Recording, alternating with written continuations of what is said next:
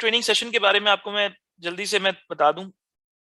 आज का जो हमारा सेशन है ये सेलिंग स्किल्स के हवाले से है और सेलिंग स्किल्स बताने की जरूरत नहीं है। Undoubtedly one of the most sought after skill है, one of the most important skill है, not just for the people who are in sales but people in general. जो प्रोफेशनल्स होते हैं उनको सेलिंग स्किल जरूर सीखनी चाहिए। और उसकी वजह यह है कि सेलिंग जो है वो आपका रूटीन का पार्ट है। हम हर मौके पे हर वक्त हम कुछ ना कुछ हम सेल जरूर कर रहे होते हैं। एंड अगर मैं इसको अगर थोड़ा सा और जरा पीछे लेके जाऊं तो देखा जाए तो एक बच्चा जब पैदा होता है तो उस वक्त से कुछ ना कुछ वो सेल करना शुरू कर देता है। इसकी एग्जांपल लेने के लिए मैं बचपन की एग्जांपल लेता हूं। जब हम छोटे थे तो बचपन में इंसान को बहुत सारी चीजें इंटाइस करती हैं, एक्साइट करती हैं कि यार मुझे वो फला टॉय चाहिए, वो फला चीज चाहिए। मुझे जो है वो लेट्स से एक खूबसूरत सा बैग चाहिए, मुझे एक स्टेशनरी बॉक्स चाहिए।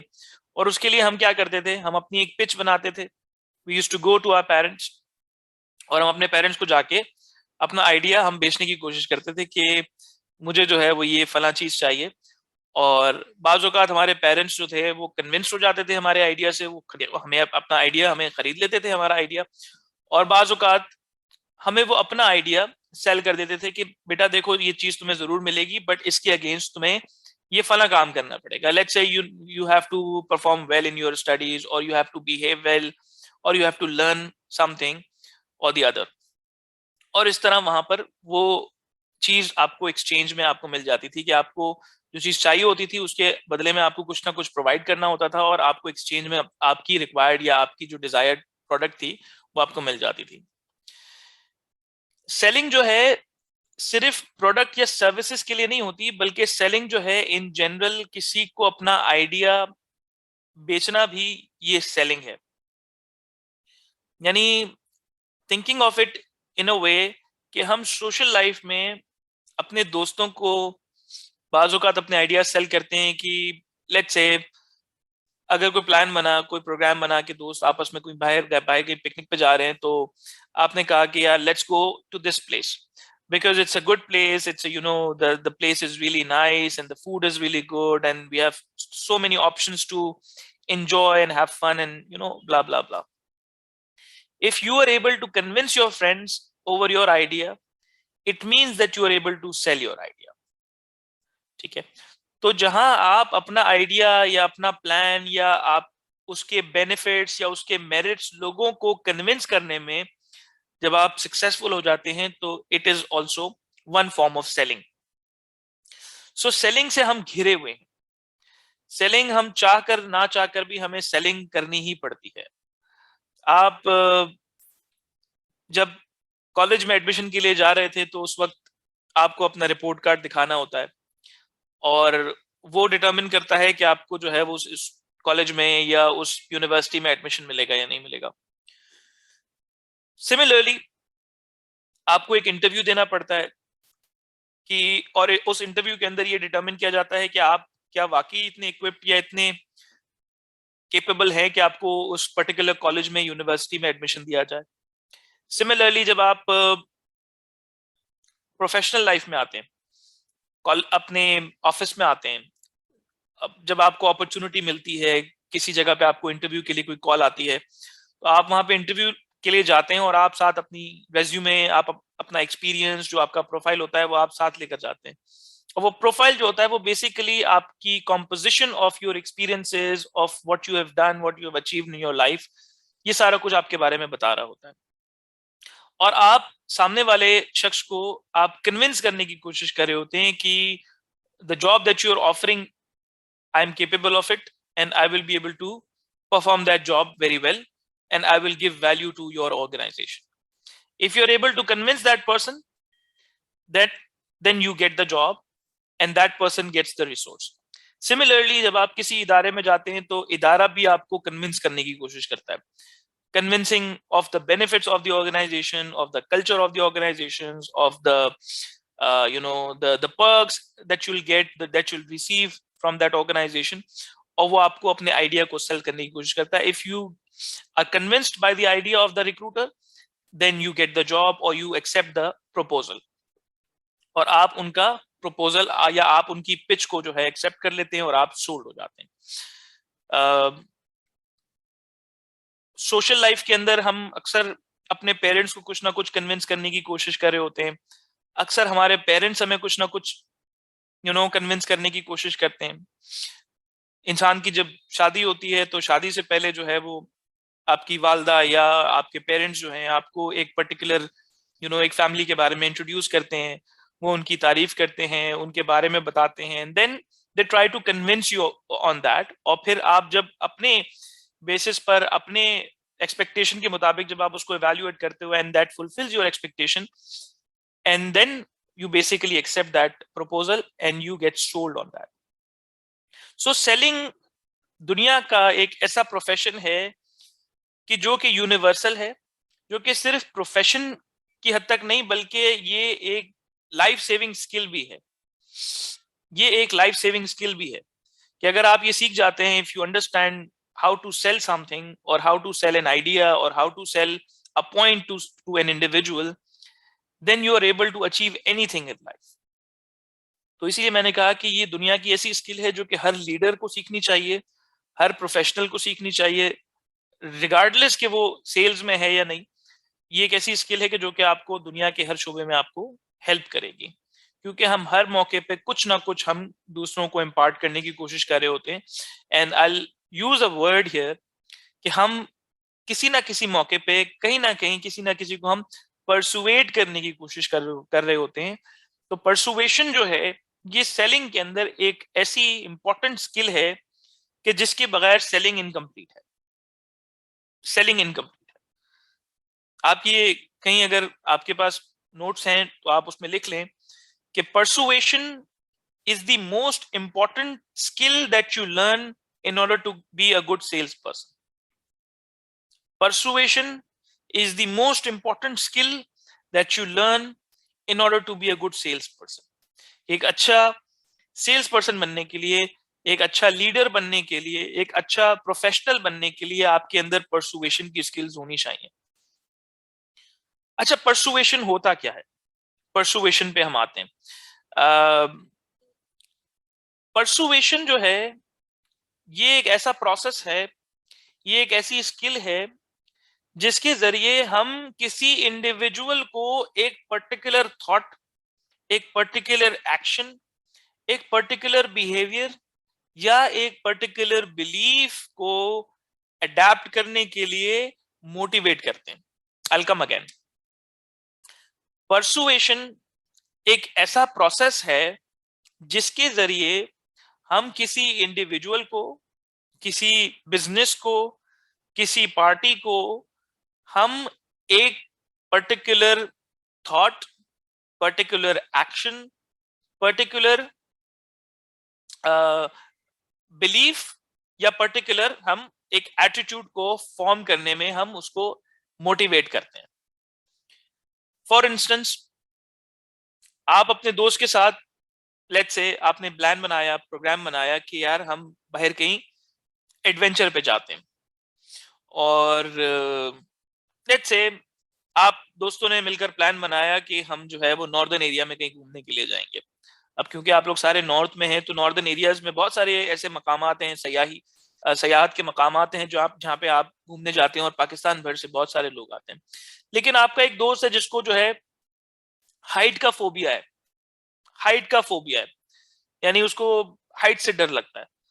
अब आप बैठे और आपने उसको समझाने की कोशिश की and you are able to persuade that individual by your ideas कि वो एक पर्टिकुलर तरह से सोचे, पर्टिकुलर तरह से एक्ट करे, पर्टिकुलर तरह से बिहेव करे। उसका बिहेवियर आपने चेंज किया और आपने अब उसके बिलीफ में, उसकी अकायद में या उसके अकीदे में ये बात डाल दी कि हाइट से डरकर आप अपनी जिंदगी को जो है बोरिंग बना रहे हो, या हाइट से डरकर आप अपनी जिंदगी के अंदर रुकावटें पैदा कर रहे हो, और ये जो हाइट का डर है आपको आगे नहीं बढ़ने दे रहा। तो जैसे ही आपने उसका माइंड चेंज किया तो अब वो आपके आइडिया पर कन्विंस हो गया, उसने आपका प्लान, आपका आइडिया परचेज कर लिया, and then you were able to sell to that person. So पता ये लगता है कि हम सेलिंग दुनिया के हर मौके पे, दुनिया के हर सिचुएशन के अंदर हम जो है जिंदगी में सेलिंग कर रहे होते हैं। सिमिलरली आपको बच्चे को कोई बात समझानी होती है तो आपको उसको परसुएट करना पड़ता है, परसुएट करना पड़ता है। ये परसुएसिव या परसुएशन की जो स्किल है, ये दुनिया की one of the most sought after skill है। आप लोग माशाल्लाह सारे मैनेजर्स बैठे हुए हैं, आप लोगों के साथ यकीनन टीम्स काम कर रही हैं। आप में से किसी के अंडर जो है वो 20 लोग हैं, किसी के अंडर 30 लोग हैं, 40 लोग हैं, 50 लोग हैं। You are in a nutshell you are dealing with people all the time. और लोग बाज दफा चैलेंजिंग भी हो जाते हैं। You all will agree with this fact. लोग बाज दफा चैलेंजिंग हो जाते हैं और उनके साथ उनसे परफॉर्मेंस लेना या उनसे प्रोडक्टिविटी लेना समटाइम्स इट्स चैलेंजिंग। तो आपको उनको परसुएट करना पड़ता है, आपको उनको परसुएट करना पड़ता है, उनको इन्फ्लुएंस करना पड़ता है कि भाई देखो, अगर तुम ये नहीं करोगे सो उसका नुकसान तुम्हें होगा। सो आप क्या करते हैं, आप अपना आइडिया उसको समझाते हैं, आप उसको बैठ के काउंसिल करते हैं to get a particular behaviour from that person, to get a particular action from that person, to get a particular result from that person, you have to persuade। और persuasion में आप अपने एक पर्टिकुलर आइडिया को उस individual को cell करने की कोशिश कर रहे होते हैं। आप लोग सारे मेरे साथ हैं ना? Yes yes sir. सर। तो परसुएशन में बेसिकली हम किसी एक इंडिविजुअल को जो कि कन्विंस नहीं होता, उसके थॉट को ऑल्टर करके एक नई थॉट या एक बेहतर थॉट हम उसके माइंड में जनरेट करते हैं, जिसकी वजह से आपका आइडिया उसका आइडिया बन जाता है और अब आपको उसको सेल करना बेअंतहा आसान हो जाता है, या सेल आप कर चुके होते हैं। तो परसुएशन कहां कहां इस्तेमाल होती है, जरा ये बात कर लेते हैं। मैंने अभी कहा कि परसुएशन दुनिया के हर शोबे में हम इस्तेमाल करते हैं। आप बात करें किसी एक लॉयर की, तो लॉयर का काम होता है जज को परसुएट करना अपनी लॉजिक से, अपनी रिसर्च से। अगर उसकी रिसर्च हल्की हो, लॉजिक इलॉजिकल हो, रेलेवेंट ना हो, सेंस ना बना रही हो, तो वो जज को कभी भी परसुएट नहीं कर सकता। एक पॉलिटिकल लीडर अपने तमाम सबसे अराकीन को सबसे पहले परसुएट करता है कि वो उसके आइडिया को या उसके थॉट को समझें और वो फिर आगे कास्केड करें। और साथ ही साथ जब वो जलसा करता है तो उसमें परसुएशन होती है कि वो लोगों को कन्विंस करने की कोशिश करता है अपने आइडिया को लेके। वो लोगों को जज्बाती तौर पे भी परसुएट करता है, लोगों को लॉजिक भी देता है, लोगों को तब्दीली का भी बताता है, ये भी बोलता है, वो भी बोलता है। ये सारा कुछ परसुएट करने के लिए होता है और फिर लोग उसका आइडिया बाय कर लेते हैं। So he is able to sell over there. Doctor की बात करें तो डॉक्टर का काम क्या होता है, एक पेशेंट को एक पर्टिकुलर एक्शन लेने के लिए, एक पर्टिकुलर कोर्स ऑफ एक्शन लेने के लिए, दवा लेने के लिए, हेल्दी लाइफस्टाइल को प्रमोट करने के लिए वो उसको समझाता है कि देखो तुम्हारी हालत इस वक्त ये है कि अगर तुम ये ना करो तो तुम्हारी जान को खतरा हो सकता है, तो लिहाजा तुम्हें इस तरह का कोर्स ऑफ एक्शन लेना पड़ेगा। And that way that person gets persuaded और वो उसका आइडिया बाय कर लेता है। सिमिलरली एक टीचर, एक उस्ताद क्या करता है, वो अपने स्टूडेंट्स को परसुएट करता है to learn a skill, to learn about a thing, to learn about an idea. वहां पे भी परसुएशन यूज होती है। अब आते हैं सेलिंग के ऊपर। एक सेल्समैन अपना आइडिया जो है अपने कस्टमर को बताता है अपनी पिच के जरिए, और कस्टमर को कन्विंस करने की कोशिश करता है with the help of product benefits, with the help of product features. और जब वो कन्विंस कर पाता है, जब वो कन्विंस कर लेता है, तो that person buys the product, वो उसका प्रोडक्ट खरीद लेता है।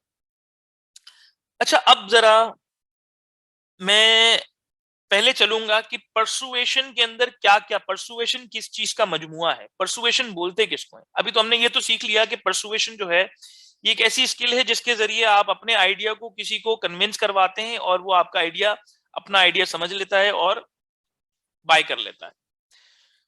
ये सेलिंग में भी होता है, डॉक्टर्स भी करते हैं, लॉयर्स भी करते हैं, इंजीनियर्स भी जब अपना प्लान बनाते हैं तो किसी को देते हैं। सिविल इंजीनियर जब अपना स्ट्रक्चर बनाता है या प्रोटोटाइप बनाता है तो पहले वो परसुएट करता है, बताता है, एंड देन जब पार्टी उसका आइडिया बाय कर लेती है, then he gets the project and then the execution starts. But हर चीज के लिए परसुएशन इज इंपॉर्टेंट स्किल. आपने भी अपने बॉस को अगर कोई प्रपोजल देना है, and if you want that proposal to be accepted, you have to persuade them with logic, with emotions, and some way or the other आपको उनको कन्विंस करना पड़ता है. तो सेलिंग तो हर जगह हो रही है, इस बात से हम सब अग्री करते हैं. अब परसुएशन में देखिए कुछ स्किल्स हैं, कुछ कुछ चीजें हैं जो कि परसुएशन के लिए जरूरी होती है. यानी अगर आपको एक अच्छा परसुएटर बनना है, हमें यह मालूम है कि अच्छा सेल्समैन बनने के लिए परसुएशन जरूरी है. आपने अगर एक अच्छा परसुएडर बनना है तो उसके लिए क्या जरूरी है, जरा ये समझ लेते हैं.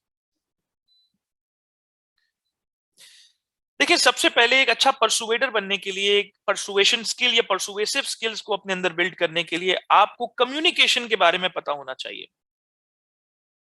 कम्युनिकेशन का मतलब ये नहीं होता कि आपने कोई बात कही और वो बात सामने वाले ने सुन ली. कम्युनिकेशन का मतलब ये होता है कि आप एक बात एक मतलब से, एक इंटेंशन से कह रहे थे और सामने वाला उसी इंटेंशन से सुन रहा था, या सामने वाला जो सुन रहा था उसने उसी इंटेंशन से उस बात को ले लिया. There is a difference between talking, speaking and communication. Talking में आप एक बात कह रहे होते हैं, सामने वाला उसको सुन रहा होता है, लिसन कर रहा होता है, और जरूरी नहीं है कि वो लिसन भी कर रहा हो, बाज़ औक़ात सिर्फ अटेंड कर रहे होते हैं. लिसनिंग में और अटेंशन में भी फर्क होता है. हमारी कोशिश ये होनी चाहिए कि जब हम कम्युनिकेट कर रहे हो तो एक ब्रिज बन जाए. कम्युनिकेशन का बुनियादी मतलब ही दरअसल ये है, कम्युनिकेशन एक फ्रेंच वर्ड से निकाला गया है जिसका मतलब है कम्यून या कम्यूनिस, और उसका मतलब है टू ब्रिंग कॉमनैलिटी. कॉमनैलिटी का मतलब है कि दो पार्टीज को जब आपस में आप जोड़ते हैं तो वो कॉमन हो जाती है ना. दो लोगों को जब आप जोड़ते हैं तो वो कॉमन हो जाती हैं. जब दो चीजें जुड़ जाती हैं तो उनका वेवलेंथ मैच हो जाता है, और फिर जब एक चीज यहां से ट्रांसपोर्ट होती है तो वो दूसरी जगह पहुंच जाती है. लेकिन जब वेवलेंथ नहीं मिल रही, एक की वेवलेंथ अलग है और दूसरे की वेवलेंथ अलग है, तो आप अपना मैसेज दूसरी जगह कन्वे नहीं कर पाते, या जो इंटेंडेड मैसेज होता है वो आगे कन्वे नहीं हो पाता. यानी आप एक मकसद से एक बात कह रहे थे और सामने उस इंडिविजुअल ने दूसरे मकसद से उस बात को अंडरस्टैंड किया. बाज़ दफा कम्युनिकेशन में टू एंड फ्रो फीडबैक भी होता है ताकि आप ये समझ पाए कि सामने आपकी बात कन्वे हो गई है. इसके बाद इमोशनल इंटेलिजेंस बहुत जरूरी है. पहली कम्युनिकेशन जरूरी है, दूसरी इमोशनल इंटेलिजेंस बहुत जरूरी है. देखिए जब हम परसुएशन की बात करते हैं ना, तो it's very important to understand who are we persuading. Who are we persuading? क्या मैं एक बिजनेस के सीईओ को मैं परसुएट करने की कोशिश कर रहा हूं, या मैं एक छोटे बच्चे को परसुएट करने की कोशिश कर रहा हूं? क्या मैं खातून को परसुएट करने की कोशिश कर रहा हूं? तो जब मैं परसुएट कर रहा हूं तो एक इंडिविजुअल जिसको मैं परसुएट कर रहा हूं वो है क्या, उसके इमोशंस हैं क्या. तो क्या आप इमोशनली इंटेलिजेंट हैं? इमोशनल इंटेलिजेंस में चार चीजें आती हैं. चार चीजें आती हैं. Number one, self awareness. कि आप, आपकी सेल्फ अवेयरनेस, आपको पता हो कि आप किस बात से इमोशनल होते हैं और किस बात से आप इमोशनल नहीं होते. तो आपकी सेल्फ अवेयरनेस आपको पता हो. फिर इसके बाद सेल्फ मैनेजमेंट, कि अगर मैं सामने से कोई बात ऐसी सुनूंगा जिसकी वजह से मैं इमोशनल हो सकता हूं, तो मैं कैसे अपने आप को, अपने इमोशंस को कैसे मैनेज करूंगा. Number two. Number three is social awareness. Social awareness is interpersonal awareness as well. यानी कि जिसमें मैं आप किसी से बात कर रहा हूं तो मेरा सुनने वाला ये जो लिसनर है उसकी क्या, उसके इमोशंस क्या हैं, उसको कौन सी बात समझ में आती है, क्या मैं उसको जानता हूं. तो मेरा मीडियम ऑफ कांटेक्ट या मीडियम ऑफ कम्युनिकेशन या मोड ऑफ कम्युनिकेशन या लैंग्वेज जो होगी वो with regards to, with respect to मेरी ऑडियंस होनी चाहिए, क्योंकि मुझे मालूम है कि उसकी इमोशनल जो सेट ऑफ फ्रेम है वो क्या है. तो फिर मैं, जब मेरी अवेयरनेस होगी, सोशल अवेयरनेस होगी, तो फिर I will be able to better help my my audience. And number four, very important, social management. पहले सोशल अवेयरनेस और फिर सोशल मैनेजमेंट. सोशल मैनेजमेंट का मतलब ये है कि इफ समथिंग गोज रॉन्ग, या if something goes right, what will happen? How am I going to deal with it? अगर कोई बात आपसे गलत निकल जाती है तो आप उसको कैसे मैनेज करेंगे? एक इंडिविजुअल के इमोशंस को कैसे मैनेज करेंगे? देखिए, ये स्टेप बाय स्टेप भी चलता है। सेल्फ अवेयरनेस के बगैर आप सेल्फ मैनेजमेंट नहीं कर सकते। पहले अवेयर होना पड़ेगा, फिर मैनेज करेंगे। सोशल अवेयरनेस के बगैर आप सोशल मैनेजमेंट नहीं कर सकते। एंड सिमिलरली, जब तक आप सेल्फ अवेयर नहीं होंगे, आप सोशली अवेयर नहीं हो सकते। कोई चीज जो आपको बुरी लगती है या आप उस चीज को गलत समझते हैं, आप यकीन जाने आप दूसरों के लिए भी उस चीज को समझेंगे कि वो भी गलत इस चीज को समझते हैं। हम लोगों को अपने सबसे पहले अपने फ्रेम में रख के सोचते हैं और उसके बाद फिर हम एक लेवल अप जाते हैं और हम देखते हैं कि यार उनकी क्या नीड या क्या रिक्वायरमेंट हो सकती है। अब फर्ज कर लें कि एक इंसान है जो कि ऑलमोस्ट आप ही की एज का है, तो आपकी कोशिश ये होगी कि आप उससे ऑलमोस्ट अपनी तरह ही डील करें। लेकिन जब एक इंसान जो आपसे शायद दुगनी एज का है, तो आप ऑब्वियसली सबसे पहले समझेंगे कि यार उसकी इमोशनल अवेयरनेस आप रखेंगे कि यार उसके क्या इमोशंस हो सकते हैं, क्योंकि वो एक बड़ी उम्र का आदमी है। अगर मैंने उससे कैजुअली बात की तो हो सकता है नाराज हो जाए। सो ये चार चीजें बहुत जरूरी हैं परसुएशन के लिए, जिसमें जो इमोशनल इंटेलिजेंस है। फिर एक्टिव लिसनिंग आती है, number 3, active listening. Active listening का मतलब और लिसनिंग का मतलब ये है कि एक्टिव लिसनिंग में आप अपने तमाम सेंसेस के साथ जुड़े हुए होते हैं उस बात में, और आपका मकसद ऑब्जेक्टिव तक पहुंचना होता है कि उस बात का ऑब्जेक्टिव क्या है। लिसनिंग करने की कोशिश कर रहे होते हैं। बाज लोग कह कुछ रहे होते हैं, मीन कुछ और कर रहे होते हैं। कह कुछ रहे होते हैं, उनका इंटेंशन कुछ और होता है। तो कोशिश करनी है कि हमने उनके इंटेंशंस को भी समझना है और एक्टिव लिसनिंग करनी है। जब हम लिसन कर रहे होते हैं ना, तो बाज़ औक़ात एक कंफ्यूजन आता है कि लिसनिंग में हमें रिस्पॉन्ड करना होता है, लेकिन एक्टिव लिसनिंग में हमें अंडरस्टैंड करना होता है। जब आप अंडरस्टैंड करेंगे तो you will be able to better respond.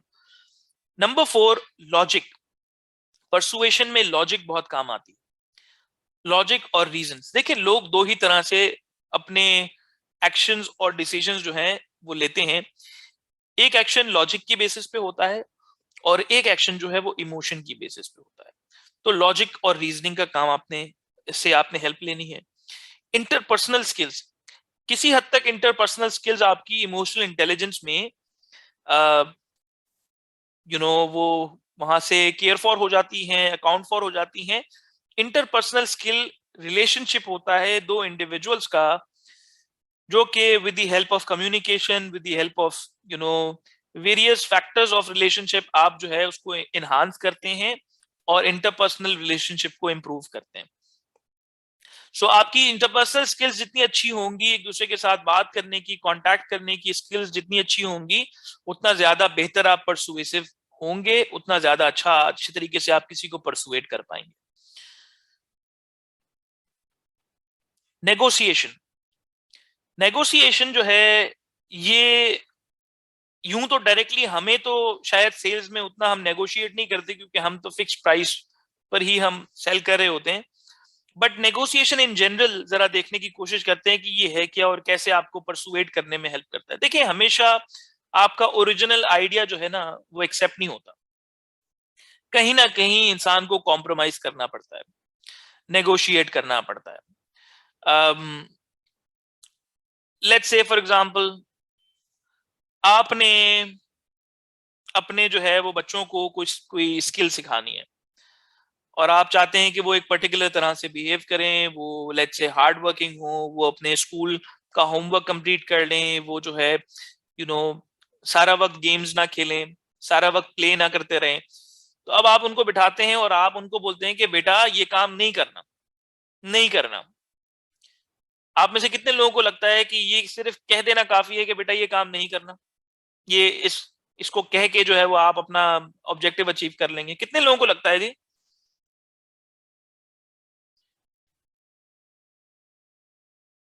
जी, आप में से कौन कौन ये समझता है कि सिर्फ बच्चे को ये कह देना कि बेटा ये काम नहीं करना, ये काफी है अपना ऑब्जेक्टिव अचीव करने के लिए? नहीं, उसे समझाना पड़ेगा, बार बार मना करना पड़ेगा। एक दफा के कहने से नहीं होगा। आपने कह दिया ठीक है चले, फिर अब बार बार आप वापस कह देंगे जी। और कोई है जो यहाँ पर कुछ ऐड करना चाहेगा? एक दफा जब गो थ्रू हो जाएगा, वो मेल के साथ शेयर हो जाएगा, तब भी हम उसको कर लेंगे। ठीक है, देखिए बिल्कुल सही आपने कहा। एक तो नंबर वन, एक मर्तबा कहने से शायद आपका ऑब्जेक्टिव अचीव नहीं होगा, लेकिन आपको यहाँ कुछ नेगोशिएट करना पड़ेगा। देखिए बात को जब आपने परसुएट करना है ना, तो बच्चे को, अगर बच्चे को सिखाना है ना, तो आपको कुछ ना कुछ कॉम्प्रोमाइज भी करना पड़ेगा। आपने कहा बच्चे को कि बेटा सारा वक्त गेम्स नहीं खेलनी है। अब अगर आप देखें तो बच्चे के लिए गेम्स उसकी दुनिया है। आप अगर उससे उसकी दुनिया ले लेंगे, छीन लेंगे, तो आप एक तो अनरीजनेबल हो जाएंगे, बच्चे का आपके ऊपर से ट्रस्ट खत्म हो जाएगा, और आप उसको बहुत ज्यादा चेंज भी नहीं कर पाएंगे।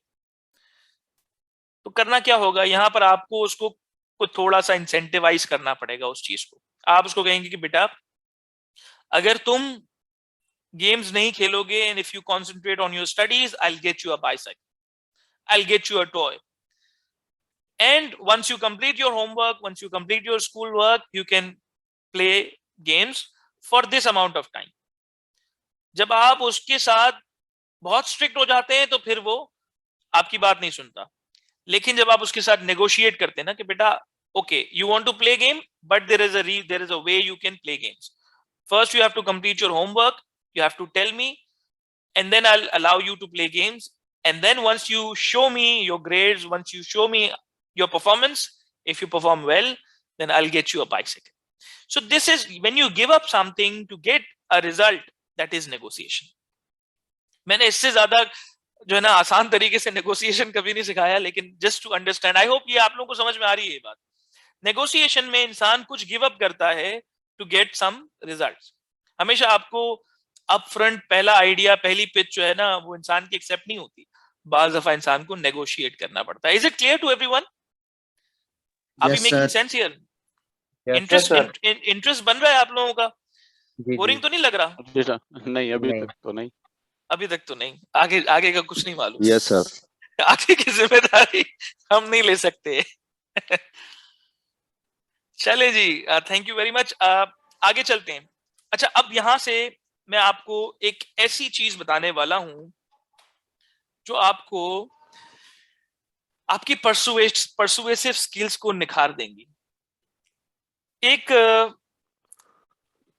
माहिर फलसफियात कह लें आप, एक फलसफी कह लें, सुकरात का नाम आप लोगों ने सुना होगा, सुकरात, सोक्रेट्स का।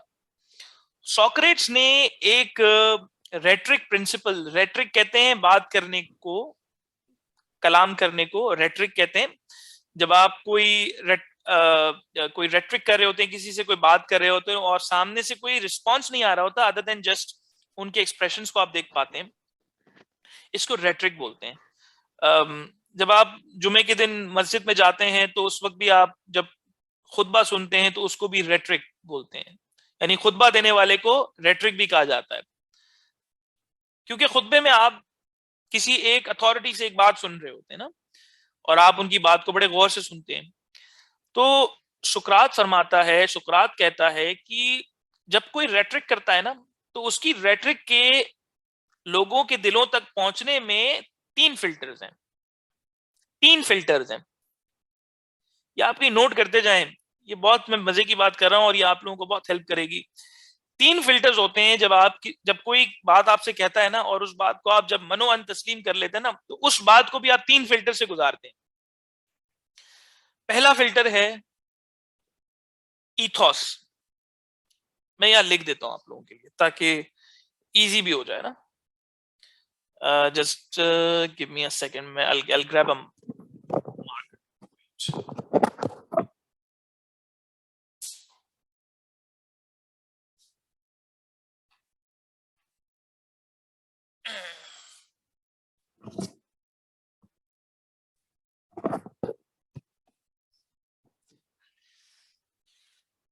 सबसे पहला जो परसुएशन का, यानी वो आपको परसुएट कर रहे होते ना कि भाई 5 वक्त की नमाज पढ़ें और झूठ ना बोलें, और जो बेसिक चीजें जो हमारा दीन हमें सिखाता है, दीन इस्लाम के जो बुनियादी जो अहकामात हैं जिनको हमें वो सिखा रहे होते हैं रेट्रिक। तो उनमें जो पहली बात वो करता है ना, पहली चीज जो हम देखते हैं, वो जो फिल्टर लगाते हैं, वो क्या लगाते हैं? वो हम लगाते हैं ईथॉस का।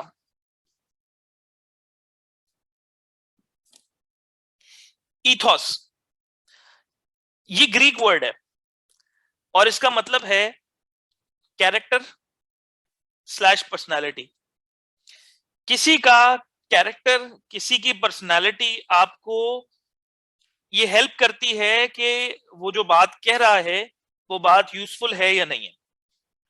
ठीक है, इसको थोड़ा सा एक्सप्लोर करते हैं। अगर आपके दिल में या दिमाग में किसी के लिए बुग्ज चल रहा है, किसी को लेके कोई डिफरेंस है, किसी को लेके कोई तशवीश है, परेशानी है, या किसी को आप अपने दिल में अच्छा नहीं मानते ना, तो वो चाहे जितनी अच्छी बात कह लेना, आपके दिल में वो बात नहीं जाएगी। अग्री करते हैं इस बात से आप? यस जी सर। सर, बिल्कुल। Yes sir. सामने से मना कर देंगे, वो चाहे दुनिया की आपको सबसे अच्छी बात बता रहा हूं, आपके फायदे की बात बता रहा हूं, लेकिन आप उसको, जब तक आप दिल में उसके ईथॉस को बेहतर नहीं मानते ना, उसके कैरेक्टर को बेहतर नहीं मानते ना, जब तक आपका ट्रस्ट ही डेवलप नहीं होता। और मैं आपको यहाँ पर एक ऐसी बात बताऊंगा जो कि शायद कुछ लोगों को शायद अच्छी नहीं लगेगी, लेकिन हमारे यहाँ मजहबी जो फिरकावारियत है ना, उसको आग देने के लिए ईथॉस का इस्तेमाल किया जाता है कि वो फला जो है ना, वो फला शख्स अच्छा नहीं है, वो फला शख्स ठीक नहीं है, वो फला बात जो कर रहा है ना, वो बात ठीक नहीं कर रहा। ईथॉस का इस्तेमाल किया जाता है और उसकी वजह से सबसे ज्यादा नफरत, सबसे ज्यादा इंतशार ईथॉस की वजह से होता है कि वो फला शख्स ठीक नहीं है। और आपको मालूम है कि ये ईथॉस ही है जिसकी वजह से बहुत सारे लोग मोटिवेट होते हैं बहुत सारे ऐसे इकदाम लेने में जो कि गैर शरई हैं, गैर कानूनी हैं। आप किसी को अच्छा नहीं मानते ना, किस हद तक आप अच्छा नहीं मानते, बाज लोग किसी को अगर अच्छा नहीं मानते तो ये उस हद तक, उस लेवल तक चला जाता है कि फिर उनके लिए मुख्तलिफ किस्म की वो तदवीरें करने लगते हैं, मुख्तलिफ किस्म की वो प्लानिंग करने लगते हैं जो कि गैर शरई भी हैं और गैर कानूनी भी हैं। तो एक तो ईथॉस बहुत मैटर करता है कि कौन आपसे वो बात कह रहा है, उसका कैरेक्टर क्या है, उसका किरदार क्या है। उसके किरदार को आप देखते हैं और फिर आप उस बात को तोलते हैं कि क्या वो बात ठीक है या एक्सेप्टेबल है या नहीं है। ठीक है, अब एक बच्चा अगर आपके पास आके कोई ऐसी बात कह दे कि अंकल ये जो है ना, ये बड़ी अच्छी चीज है, आप पहले बच्चे को देखेंगे फिर आप मुस्कुराएंगे, हाँ बेटा कहाँ से आए हो, क्या कर रहे हो, क्या बेच रहे हो। आप पहले बच्चे को इवेल्युएट करेंगे कि यार ये बच्चा बेच रहा है, ये बच्चा मुझे समझा रहा है, बच्चा सिखा रहा है। आपको उसकी बात सुनने में दिलचस्पी नहीं होगी क्योंकि उसका ईथॉस आपको मना करेगा कि यार ये बात आपकी काम की नहीं है। अक्सर हम जब कोई अच्छी बात कह रहे होते हैं और हमें अंदाजा हो रहा होता है कि यार सामने वाला हमें जज कर रहा है बिकॉज हम शायद उनसे रुतबे में छोटे हैं या कैरेक्टर को वो ठीक नहीं मानता या पर्सनालिटी को वो ठीक नहीं मानता, लेकिन क्योंकि दुनिया में रहते हैं तो दुनियावी बात भी करेंगे कि भाई जब आप सेल कर रहे होते हैं ना तो आपका कैरेक्टर सबसे पहले एवेल्युएट हो रहा होता है, याद रखें। अब जरा इसको अपने ब्रांड के ऊपर, बिजनेस के ऊपर रख के देखते हैं। आप एक ब्रांड है, आप एक लोकल मार्केट का तो कोई प्रोडक्ट नहीं है ना, आप एक ब्रांड है। आप एक चीज के लिए जो पैसे चार्ज करते हैं वो लोकल मार्केट से शायद 3 गुना ज्यादा है या 2 गुना ज्यादा है। बाज प्रोडक्ट्स बहुत एक्सपेंसिव हैं, बाज प्रोडक्ट्स इतनी एक्सपेंसिव नहीं है, लेकिन देखा जाए तो कंपैरेटिवली लोकल मार्केट से ज्यादा ही आप महंगा बेचते हैं।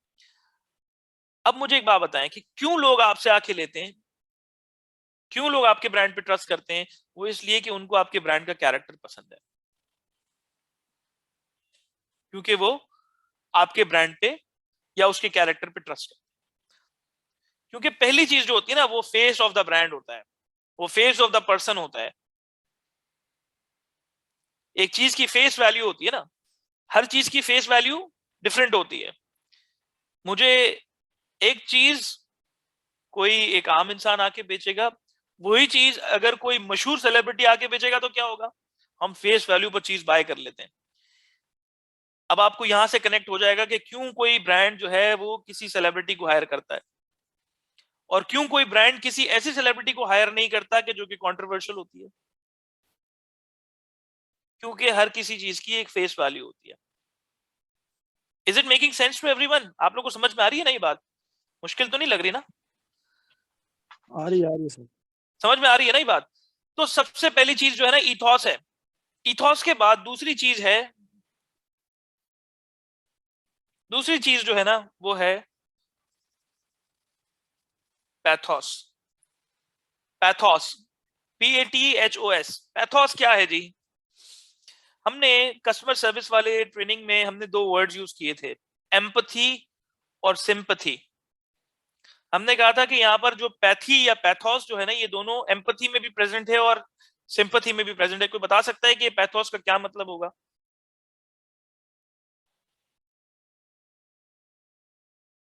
कोई बता सकता है? अच्छा, मुझे ना फीडबैक में अक्सर लोगों का ये फीडबैक आता है कि इंटरेक्शन नहीं होती या ट्रेनिंग में जो है ना इंटरेक्शन को इनकरेज नहीं किया जाता। So I really want you guys to interact. I want you guys to share with me your ideas so that I also have a good awareness कि हमारे पार्टिसिपेंट जो है वो कहाँ पे इस वक्त स्टैंड करें। सो पैथोस से क्या क्या समझ में आता है? What do you understand by word pathos? हमने एम्पथी बोला, हमने सिंपथी बोला। सिंपथी में भी पैथी था, एम्पथी में भी पैथी था। ये पैथी से पैथोस निकला है। पैथोस एक ग्रीक वर्ड है, इसका मतलब है टू ट्रिगर फीलिंग और इमोशन। टू ट्रिगर फीलिंग और इमोशन, किसी की जज्बात, किसी के एहसासात को या जज्बात को। फीलिंग को कहते हैं एहसास और इमोशन को कहते हैं जज्बात। इमोशन से पहले फीलिंग आती है, आप कोई चीज फील करते हैं फिर आप उसके बारे में इमोशनल होते हैं। पैथोस के जरिए आप किसी को जब इमोशनल बात करते हैं ना, अक्सर औकात देखें ना, कोई बात जब आपसे कही जा रही होती है और जब कोई बात किसी चीज को लेके आप बहुत इमोशनल होते हैं ना, तो आपको फौरन बात समझ में आ जाती है। मैं आपको छोटी सी मिसाल देता हूँ। लेट्स से कोई इंसान अपने किस माँ बाप के बारे में कोई बात हो रही हो। हर इंसान अपने माँ बाप को लेके बड़ा इमोशनल होता है ना, बड़ा इमोशनल होता है। हर बंदा चाहता है कि उसके वालिदैन जो है वो खुश रहें। हर बंदा अपने वालिदैन के लिए कुछ ना कुछ करना चाहता है, क्योंकि ये जिंदगी का साइकिल है ना। हमारे माँ बाप ने इतना सब कुछ किया होता है, हमारी कोशिश होती है कि हम अपने वालिदैन के लिए भी कुछ ना कुछ जिंदगी में करें। तो जब आपको आपके सामने वालिदैन की बात आती है तो आप क्या इमोशनल हो जाते हैं। जब आपके सामने आपके बच्चों की बात आती है तो आप इमोशनल हो जाते हैं। कोई चीज जो बहुत आपके करीब हो ना, कोई चीज जो बहुत अहम हो आपके लिए, इमोशनल हो जाते हैं। मेरे सामने जब पढ़ाने की बात आती है या ट्रेनिंग की बात आती है, जब मुझे किसी ट्रेनिंग का फीडबैक बहुत अच्छा नहीं मिलता, मैं इमोशनल हो जाता हूँ। वो इसलिए कि क्योंकि मैं बहुत बहुत कनेक्टेड हूँ इस चीज से और मैं इसको बहुत दिल और जान से करता हूँ। जब आप अपनी जॉब परफॉर्म करते हैं और आपको अपनी जॉब के ऊपर लेट से अप्रिसिएशन नहीं मिलता, तो आप इमोशनल हो जाते हैं। आप कहते हैं यार मैं सारा दिन यहाँ पर मेहनत करता हूँ, सब कुछ करता हूँ, सारी एक्टिविटीज, सारी स्ट्रेटजीज मैं करता हूँ, लेकिन फिर उसके बावजूद मुझे कोई अप्रिसिएशन नहीं मिल रहा। तो उस वक्त फिर इंसान इमोशनल हो जाता है। किसी को इमोशनल करना हो ना, तो आप उसको उसकी जो बेसिक नीड है ना, जो बेसिक उसकी जो कनेक्शन है, आप उसको जब आइडेंटिफाई कर लेते हो तो उसको आप इमोशनल कर पाते हैं। तो किसी को इमोशनल, अब ये परसुएशन की बात हो रही है, याद रखिएगा कि परसुएट करने के लिए आपको फर्स्ट ऑफ ऑल एक कैरेक्टर खुद बिल्ड करना होता है, और आप जिस चीज को बेच रहे हैं उस चीज का भी अपना कैरेक्टर होता है, उस चीज की भी अपनी फेस वैल्यू होती है। नहीं हर ब्रांड की फेस वैल्यू होती है। बाज ब्रांड्स को बेचना बहुत ही आसान होता है और बाज ब्रांड्स को बेचना इंतहाई मुश्किल होता है। अगर आप एप्पल का फोन लेके जाएंगे मार्केट में, 3 लाख रुपए देंगे तो 3 लाख रुपए में बेचेंगे, तो आपके पास कई सारे लोग आके खड़े हो जाएंगे। यही चीज अगर आप कोई चाइनीज कंपनी का फोन आप उठा के मार्केट में लेके जाएंगे, तो कोई बंदा आपसे 3 लाख में वो फोन नहीं लेगा, क्योंकि हर चीज की ऑल्दो फंक्शंस हो सकता है चाइनीज फोन में ज्यादा हो, लेकिन हर बंदा आपसे वो चीज नहीं खरीदेगा। तो इसलिए परसुएट करने के लिए पहले ईथॉस होगा, फिर पैथोस होगा कि कितना वो बंदा लॉजिक इमोशनली कितना उसके साथ कनेक्टेड है, और लास्ट में लोगोस। लोगोस क्या है जी? लोगोस से क्या समझ में आता है? यहां पर हमने इमोशनल बात की और दूसरी क्या हो सकती है? क्या हो सकता है जी? लोगोस का मतलब क्या हो सकता है?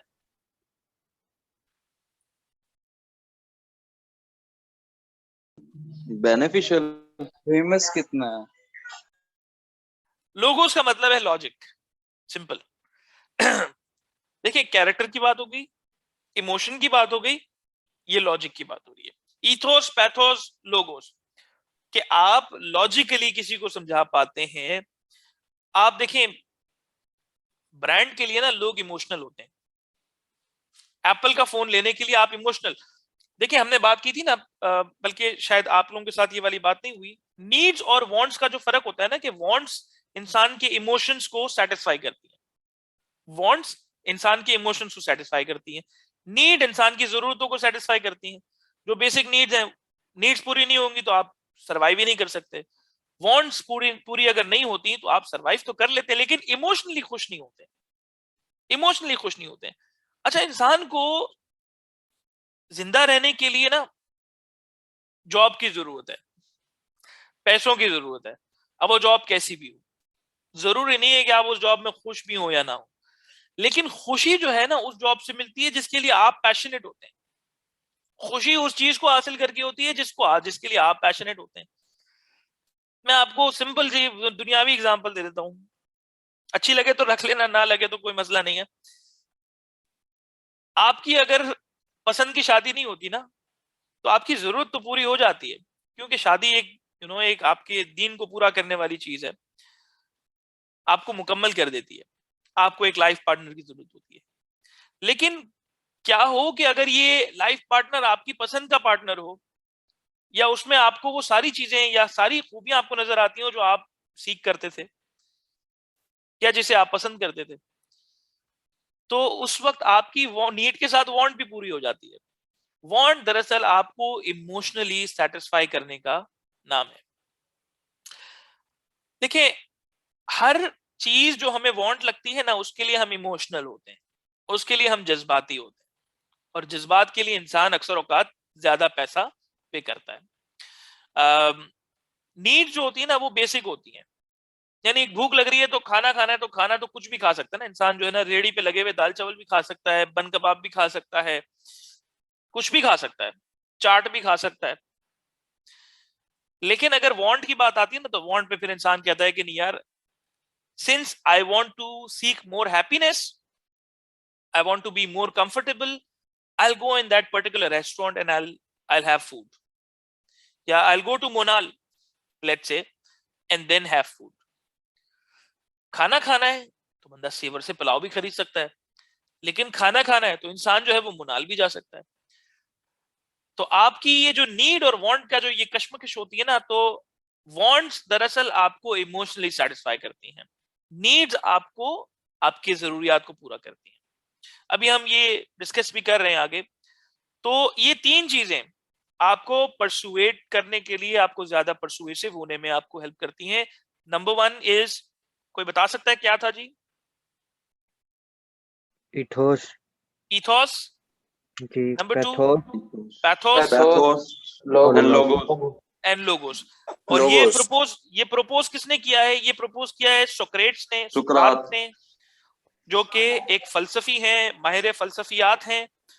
और उन्होंने एक रेटरिक प्रिंसिपल कि जब आप किसी से बात करते हैं तो बात करने वाले का ईथोस, पैथोस, लोगोस, ये तीन फिल्टर हैं जब जो कि आपका सुनने वाला आपके ऊपर लगाता है कि यार ये जो बात कह रहा है ना, क्या इसकी फेस वैल्यू को मैं एक्सेप्ट कर सकता हूं, क्या ये जो बात कह रहा है ना मुझे क्या इमोशनल कर रही है, क्या ये जो बात कह रहा है ये लॉजिकल है या नहीं। ये तीन चीजें आपने इवैल्यूएट करनी है कि क्या मेरी सेल्स पिच में मैं खुद ट्रस्टवर्दी नजर आ रहा हूं, क्या मेरा ब्रांड ट्रस्टवर्दी है, ब्रांड यस ट्रस्टवर्दी है, क्या मैं ट्रस्टवर्दी हूं, यस मैं भी ट्रस्टवर्दी हूं, क्या मैं इमोशनल कर पा रहा हूं सामने वाले को, क्या मैं उसकी नीड्स और वांट्स को केटर कर रहा हूं। तो यस मैं उसकी वांट्स को भी केटर कर रहा हूं, कि एक इंसान की वांट क्या होती है कि वो अच्छा दिखे, क्या मैं उसको लॉजिकल रीजन दे रहा हूं कि जो प्रोडक्ट वो ले रहा है वो बेहतर प्राइस पे भी ले रहा है और साथ साथ उसके अंदर बेनिफिट्स भी हैं, वो एक लास्टिंग प्रोडक्ट भी है, वो एक अच्छा प्रोडक्ट भी है। जब आप ये 3 चीजें लोगों को कन्विंस कर पाते ना कि ईथॉस, पैथोस, लोगोस, तो लोग आपसे वो चीज परसुएड होकर आपसे ले लेते हैं। परसुएशन में कौन कौन सी स्किल्स होती हैं जी, कोई मुझे बता दे। हमने अभी बात की कि चंद स्किल्स होती हैं जो कि परसुएशन के लिए कुछ सॉफ्ट स्किल्स जरूरी होती हैं, कोई बता सकता है जी? जी, परसुएशन में कौन कौन सी स्किल्स की जरूरत होती है? जो अभी हमने बात की कि कम्युनिकेशन स्किल्स चाहिए होती है, self awareness, social awareness, active listening. Emotional intelligence, emotional intelligence. देखिए, कम्युनिकेशन आ गया, इमोशनल इंटेलिजेंस आ गया। इमोशनल इंटेलिजेंस में वो 4 चीजें आती हैं, self awareness, self management, social awareness, social management, ये अलग चीज होगी। इसके बाद इंटरपर्सनल स्किल्स, इसके बाद एक्टिव लिसनिंग स्किल्स, इसके बाद नेगोशिएशन स्किल्स, और मेरे ख्याल कोई एक आदि रह तो नहीं गई, लॉजिकल रीजनिंग। लॉजिकल रीजनिंग कि आप लॉजिकली भी उसको इवैल्यूएट कर पा रहे हैं कि नहीं कर पा रहे। So this is how you basically become good at persuasion. जब आप परसुएसिव स्किल सीख जाते हैं तो फिर आपको सेलिंग करने में कोई मुश्किल नहीं होती, कोई दिक्कत नहीं होती। अब बच्चे को अगर आपने कोई बात सिखानी है, जरा go back to that example, if you want to convince your kid, तो आपको सबसे पहले खुद उसके साथ वो ट्रस्ट बिल्ड करना होता है। अगर बच्चे को ये लगता है ना कि आप तो उसको डांटते रहते हैं या आप तो उसको गुस्सा करते रहते हैं, तो यकीन जाने कि आपकी बात वो नहीं सुनेगा। वो 1 मिनट के लिए शायद थोड़ा सा मुतासिर जरूर हो जाएगा कि आप कह रहे हैं यार, क्योंकि गुस्से से इंसान जरा एकदम 1 मिनट के लिए मुतासिर हो जाता है, लेकिन वो कभी इन्फ्लुएंस नहीं होगा, परसुएड नहीं होगा। पहले उसके साथ ट्रस्ट बिल्ड करें, उसके बाद फिर आप उसको इमोशनली समझाएं कि व्हाई यू नीड दिस, क्या क्यों तुम्हारे लिए जरूरी है, और उसके बाद फिर उसको लॉजिकली समझाएं कि when you do this you will become better in your profession और in your social life, in your education, in blah blah blah whatever। लेकिन ये तीनों चीजें, तीनों फिल्टर्स लगाना बेइंतहा जरूरी है if you want to become good at persuasion। Is it clear everyone? Is it clear to everyone? Yes sir. All right, चले Yes, sir. let's move forward, let's move forward। अच्छा, अभी अगर किसी ने अटेंडेंस अपनी मार्क नहीं की तो please do put your attendance in the chat box, क्योंकि इसके बाद फिर हम जो है ना अपनी स्लाइड्स को स्टार्ट कर लेंगे and then will quickly just scroll through the slides. अपनी अटेंडेंस मार्क करने का तरीका आप लोगों को पता है, नाम, आपका designation and your branch. Quickly आप जो है ना, जिन्होंने अभी ज्वाइन किया, रिसेंटली ज्वाइन किया, तो प्लीज आप अपना अटेंडेंस मार्क कर लें चैट बॉक्स में। All right, now I'm going to open the screen in front of you so that we can see what we have to cover today। जनाब, हमने ये आपके सामने स्क्रीन नजर आ रही होगी आपको, कोर्स हमारा सेलिंग स्किल्स का है। ये स्क्रीन नजर आ रही है आप लोगों को? यस सर, आ रही है। ओके अच्छा, आज हम ना थोड़ा सा छोटा सा एक ब्रेक भी लेंगे बीच में।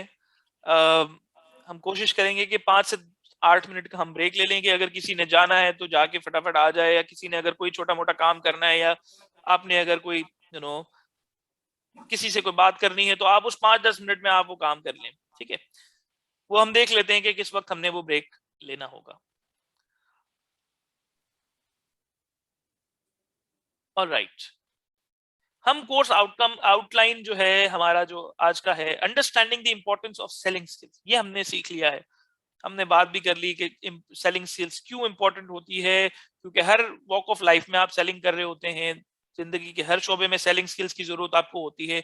एक अच्छा प्रोफेशनल, एक अच्छा लीडर बनने के लिए आपको सेलिंग स्किल्स लाजमी आनी चाहिए। और फिर हमने उसकी अंडरलाइंग स्किल्स को हमने डिस्कस किया कि परसुएशन क्या होती है, कैसे परसुएट किया जाता है, और परसुएशन के लिए आपको बुनियादी तौर पे किन चीजों की जरूरत है। तो हमने 3 फिल्टर्स की भी बात की। अब आते हैं जरा कुछ अंडरलाइंग कॉन्सेप्ट्स की तरफ कि जो सेल करने के लिए, अब हम रिटेल की सेलिंग की बात कर रहे हैं, ठीक है?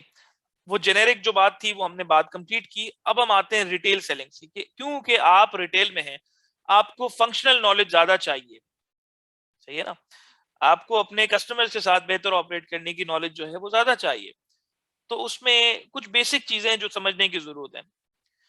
तो उसमें हम देखेंगे नीड्स, वांट्स, डिमांड्स क्या होती हैं, प्रॉब्लम सॉल्विंग और सेलिंग क्या होती है, अपॉर्चुनिटी वर्सेस चैलेंजेस क्या होते हैं, फैशन, फास्ट फैशन में क्या फर्क है, सेलिंग की डेफिनेशन हम देखेंगे, वैल्यू की बात करेंगे,